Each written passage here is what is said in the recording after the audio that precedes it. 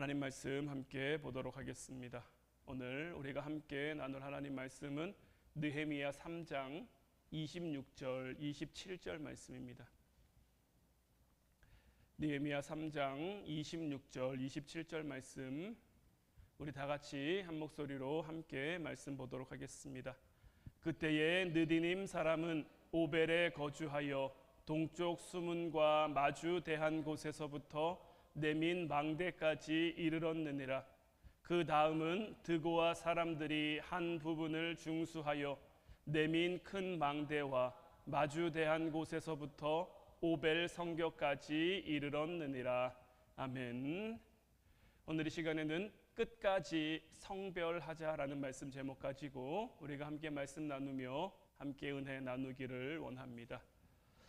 우리나라 속담 가운데 말 한마디로 천냥빛을 갚는다라는 속담이 있죠.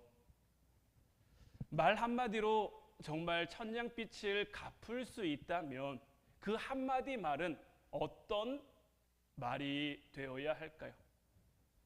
한 설문조사 기관에서 설문조사를 한 결과를 보니까 정말 천냥빚을 갚을 만한 어떤 말 한마디가 돈이 될까라는 질문을 던졌을 때 가장 돈이 될 수 있다, 가장 돈이 된다라고 대답된 말은 미안합니다라는 말이었다라고 해요.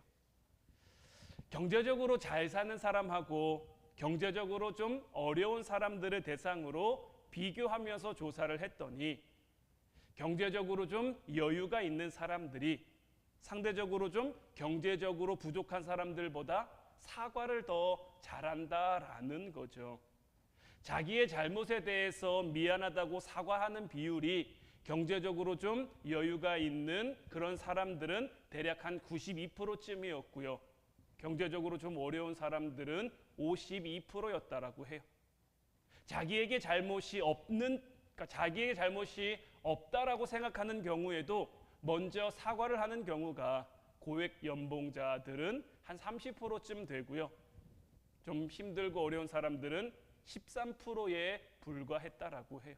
또 독신자나 이혼한 사람들보다는 결혼한 사람들이 훨씬 사과를 더 잘하는 모습을 보였다라고 해요. 그리고 이 설문조사의 결과를 어떤 분석한 전문가의 해석에 따르면 경제적으로 좀 힘든 사람이, 경제적으로 좀 어려운 사람이 미안하다란 말을 잘 못하는 그 이유가 어떤 열등감 때문이다라는 거죠. 열등감에 기인한 어떤 자기 자존심 때문에 잘못을 했어요. 잘못을 했다는 것은 알지만 그것을 쉽게 인정하지 못한다라는 거죠. 반면에 좀 여유가 있고 삶이 좀 풍족한 사람들이 사과를 잘 하는 이유는 그 사과하는 것이 어떤 내 삶에 흠이 되지 않는다라고 여기기 때문에 그냥 미안 날이 생기면 그냥 사과를 한다라는 거죠. 우리 기독교 안에서도요, 먼저 사과할 수 있는 것, 먼저 내 탓임을 인정할 수 있는 것이 성별의 원리입니다. 자기 잘못을 먼저 인정하는 사람, 그 자기 잘못 앞에 겸손히 낮아질 수 있는 사람이 어떤 분야에서건 하나님의 쓰임, 하나님의 택함을 받을 수 있는 사람인 거예요. 우리가 끝까지 성별해야 하는 이유도 바로 여기에 있는 거예요. 나와 내 가정의 어떤 거룩을 위해 우리가 끝까지 성별하며 중수하기 위해 해야 될 것들이 있는데 그것이 뭐냐면 오늘 본문 26절 말씀 보면 그때에 느디님 사람은 오벨에 거주하여 동쪽 수문과 마주 대한 곳에서부터 내민 망대까지 이르렀느니라 라고 되어 있는데 여기 나오는 이 수문은요, 예루살렘 남동쪽에 위치한 문입니다. 예루살렘 성적 남쪽 기혼이라는 샘이 있는데 그 샘에 물을 기르러 갈 때 이용하던 문이 바로 이 수문인 거예요. 이 수문에 대한 영적인 의미는요, 성령 충만이 강처럼 흐르는 곳, 그러니까 강과 같은 은혜, 강과 같은 평화를 누릴 수 있는 곳을 상징하는 것이 바로 이 수문과 기혼샘인 거예요. 오늘 말씀을 보면 그때 느디님 사람들이라고 하면서 내민 망대까지 이르렀다라고 되어 있는데 이 구절만 보면요, 지금까지는 어떤 사람들이 건축했다라든지 어떤 사람들이 중수했다라든지 이런 표현을 사용하면서 성벽이 어떻게 재건되어져 가는지 그 과정을 보여주고 있는데, 이 구절에는 뭐 건축했다라는 말도 없고 중수했다라는 말도 없고요, 그죠? 내민망대까지 이르렀다라고만 돼 있어요. 그리고 이 구절을 보면요, 이 본문을 괄호로 묶어놨죠. 이것을 괄호로 묶어놓은 그 이유는요, 뭐 이것을 생략해도 괜찮다라는 그런 의미가 아닙니다. 이 구절에는요, 이 느디님 사람들을 향한 어떤 그 느헤미야의 마음이 구체적으로 기록되어져 있는 거예요. 오벨에 거주하며라고 되어, 느디님 사람들은 오벨에 거주하며라고 되어 있는데, 이 오벨이라는 말은요, 요새라는 뜻을 가지고 있는 단어예요. 이 느디님 사람들은 어떤 사람들이냐면 이 기브온에 속한 사람들로 여호수아 시대 이후에 이스라엘의 종이 된 사람들. 기브온 사람들에 대해서는 제가 전에 한번 말씀을 드렸죠. 원래 하나님께서 가나안 땅에 들어가면 가나안 땅에 살고 있는 그 사람들을 다 멸살하라고 명령하셨단 말이에요. 근데 이것을 먼저 안 기브온 사람들이 한 가지 꾀를 생각해냅니다. 이스라엘과 우리가 먼저 가서 화친을 청하자. 그런데 우리가 가까운 데 있는 이 가나안 땅에 살고 있는 민족처럼 보이지 말고 좀 멀리 있는 것처럼 보이자. 그래서 곰팡이 핀 떡하고 좀 오래된 가죽 부대에 담긴 포도주를 가지고 이 여호수아 앞에 놨단 말이에요. 그리고는 우리가 멀리서 왔다. 우리가 나올 때는 이 떡도 신선한 떡이었고 이 포도주는 새 포도주였는데 우리가 오는 여정이 길어서 떡이 이렇게 곰팡이가 폈고 이 포도주 자루도 이렇게 됐다라고 그것을 보여주면서, 그때 여호수아가 이 과정에 대해서 그들과 화친을 맺는 그 과정 속에서 하나님께 묻는 것이 아니라 그냥 그들의 말을 듣고 그냥 덜컥 화친을 맺었단 말이에요. 그래서 이후로 이 기브온 족속은 이스라엘이 가나안 땅에 들어와 살게 됐을 때 몰살당하지 않고 그래도 하나님께 속한 자, 그 시대 가운데는 뭐 장작을 패우고 물을 깃는 일들을 했는데 훗날에는 이제 성전에서 허드렛 일을 하는 그런 종으로 사는 그 역할을 감당하게 됐어요. 그런데 자, 지금 이 느헤미야 시대는 어떤 시대입니까? 이스라엘 백성들이 바벨론 포로로 잡혀갔다가 1차 귀환을 통해서 2차 귀환을 통해서 이 느헤미야를 통해 3차 귀환이 이루어진 그 후잖아요. 1차, 그러니까 이 북이스라엘도 그렇고 남유다도 그렇고 이제 바벨론에 의해 멸망을 당하면서 이스라엘 백성들이 포로로 잡혀갈 때 이 느디님 사람들도 함께 포로로 잡혀갔단 말이에요. 이스라엘에 살고 있을 때는 이스라엘 백성들은 주인이고 자기들은 종이었어요. 그런데 이제 바벨론에 갔을 때는 어떻을까요? 바벨론에 가서도 니들은 종이고 우리는 주인이야, 이렇게 이야기할 수 있을까요? 바벨론 사람들 입장에서 볼 때는요, 이제 이스라엘도 포로고 느디님도 포로고 다 포로인 거예요. 그들이나 이들이나 다 똑같은 터지 똑같은 상황이란 말이에요. 이제 그러다가 이제 고레스를 통해서 이스라엘 백성들이 다시 돌아올 수 있게 됐단 말이에요. 그럼 느디님 사람들의 입장에서 보면 이스라엘로 돌아가는 게 좋을까요? 안 좋을까요? 이스라엘로 돌아가면 자기들의 처지가 다시 어떻게 되는 겁니까? 물론 이 바벨론에서도 그리 별 볼 일 있지는 않았습니다만은 그래도 바벨론 사람들은 각국의 포로들을 되게 후하게 대해줬단 말이에요. 자기의 소유도 가질 수 있고 어느 정도 지위와 어느 정도 이런 것들도 보장해주고, 그래서 성경을 보면 그 포로로 잡혀간 이스라엘 출신의 나름 성공한 사람들, 다니엘도 그렇고요, 다니엘 세 친구도 그렇고요, 에스더 여왕도 그렇고 에스더의 사촌 오빠인 모르드게도 그렇고요, 다 포로로 잡혀간 이들이지만 그래도 그 땅에서 나름 자리 잡고 살 수 있을 정도로 출세하고 성공한 사람들이잖아요. 그러니까 바벨론이나 어떤 이런 나라가 펼친 그런 정책들이 이런 어떤 포로들이나 이런 사람들에게 그렇게 박한 정책들이 아니었단 말이에요. 그러니 이 느디님 사람들의 입장은 그냥 현실적으로만 놓고 봤을 때는요, 이스라엘로 돌아가지 않는 게 훨씬 더 나을 수도 있어요. 여기서 나름 자기들의 소유를 가지고 그냥 이곳에서 나름 안정적인 삶을 꾸려 살아갈 수도 있단 말이에요. 그런데 이스라엘로 돌아가면 다시 자기들은 성전에서 허드렛 일이나 해야 되는 그러한 종으로 전락할 수밖에 없는 거예요. 그러니 포로 시기가 끝나고 이제 이들이 예루살렘으로 귀환하게 됐을 때 이들의 심정, 이들의 마음이 어땠을까요? 우리가 언뜻 생각하기는 같은 신분으로 지내다가 다시 돌아오면 이제 자기 다시 그들의 종이 되어야 하니 오고 싶지 않았을 것 같은데, 이 느디님 사람들이요, 1차 포로 귀환, 2차 포로 귀환, 3차 포로 귀환을 통해서요 전부 다 돌아옵니다. 한 사람도 빠지지 않고 다 돌아와요.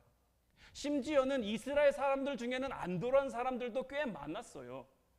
안 돌아오고 거기서 자리 잡아 거기서 관직을 얻었다든지, 아니면 이제 그 나란 일을 하게 돼서 못 돌아왔다든지. 느헤미야도 1차, 2차에는 돌아오지 못했잖아요. 다니엘도 끝까지 돌아오지 못하고 바벨론의 그 총리로 살다가 생을 마감한단 말이에요. 에스더 여왕도 마찬가지고 모르드게도 마찬가지고요. 그런데 이 느디님 사람들은 1차, 2차, 3차 포로 귀환을 통해서 전부가 다 돌아옵니다.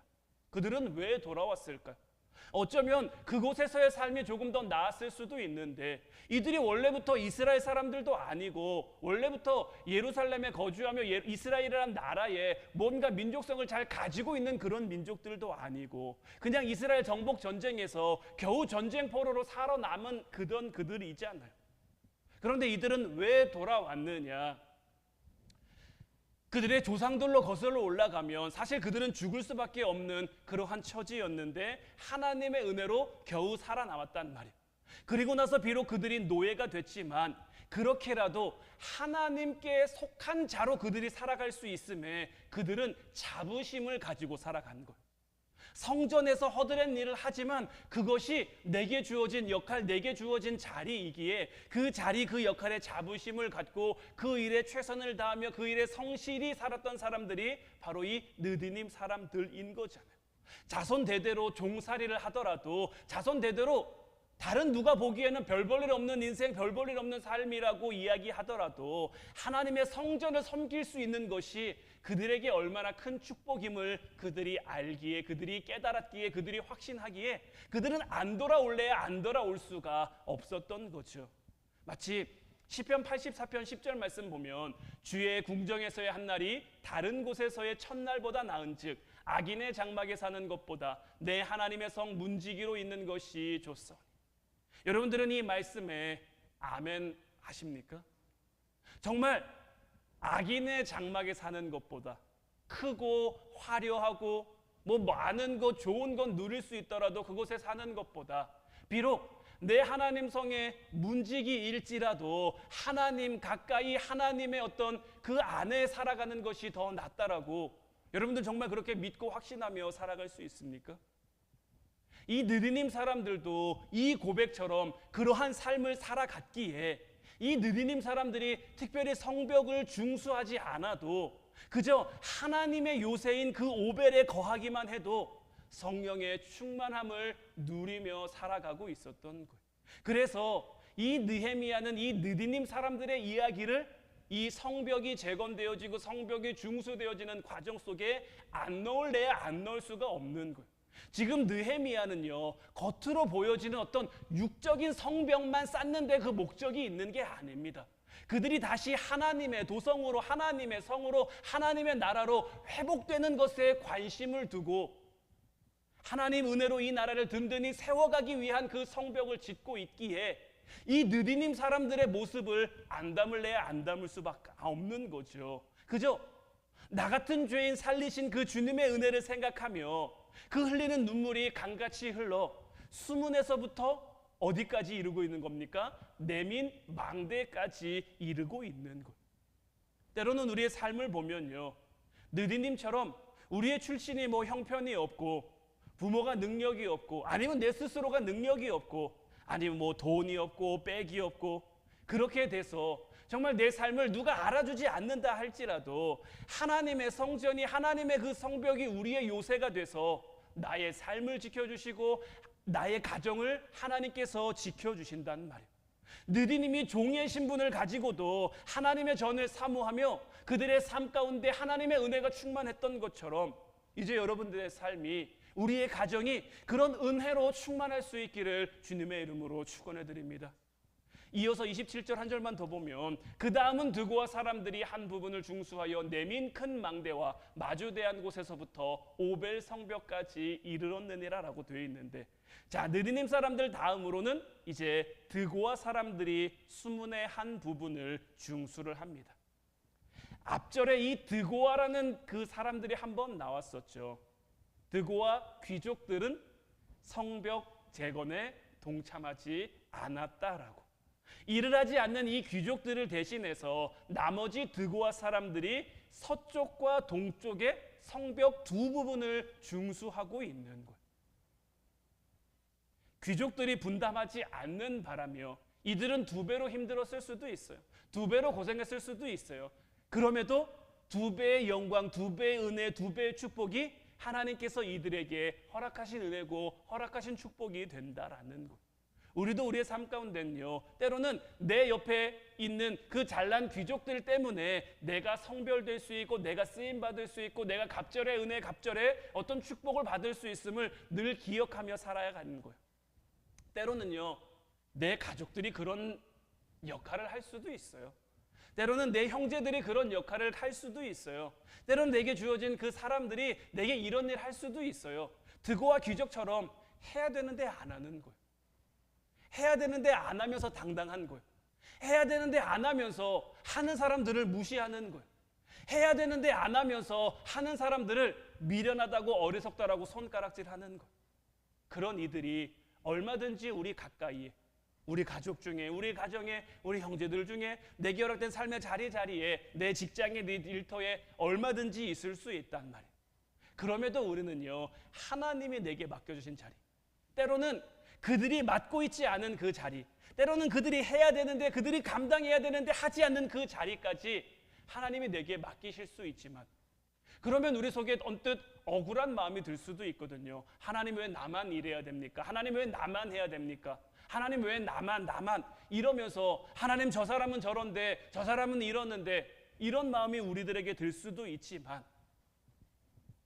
영적인 통찰력이 우리에게 생기면요,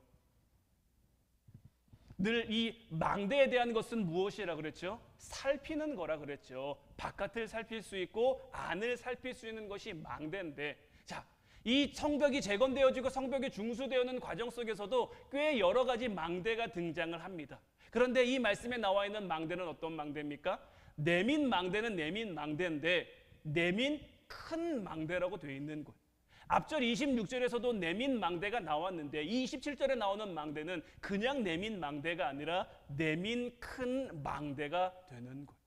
그래서 우리가 우리의 삶 가운데 영적 통찰력이 생기면요, 그냥 내민 망대가 아니라 내민 큰 망대에 이를 수 있게 되는 거예요. 그곳에서는 더 잘 볼 수 있고, 더 잘 살필 수 있고, 더 잘 분별할 수 있는 거예요. 하나님이 지금 내게 맡겨주신 자리가 무엇인지, 하나님이 지금 내게 맡겨주신 역할이 무엇인지, 그 역할을 내가 감당함에 따라, 그 역할을 내가 잘 순종함에 따라 하나님이 내게 어떤 은혜, 어떤 축복으로 함께 하실지, 정말 두 배로 주시는 그 은혜와 평안을 맛볼 수 있고, 두 배의 성령 충만으로 이 기온 샘에서부터 이어지는 그 강같은 평화, 강같은 은혜를 누릴 수 있는 곳이 바로 이 내민 큰 망대, 이 드고아 사람들의 은혜인 거예요.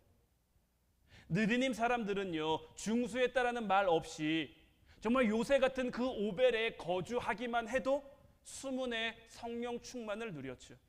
나 같은 죄인 살리신 그 주님의 은혜가 오늘 이 자리에 함께한 저와 여러분들에게도 그 요새가 돼서 그 은혜에 거하며 성령 충만을 누릴 수 있기를 주님의 이름으로 축원해 드립니다.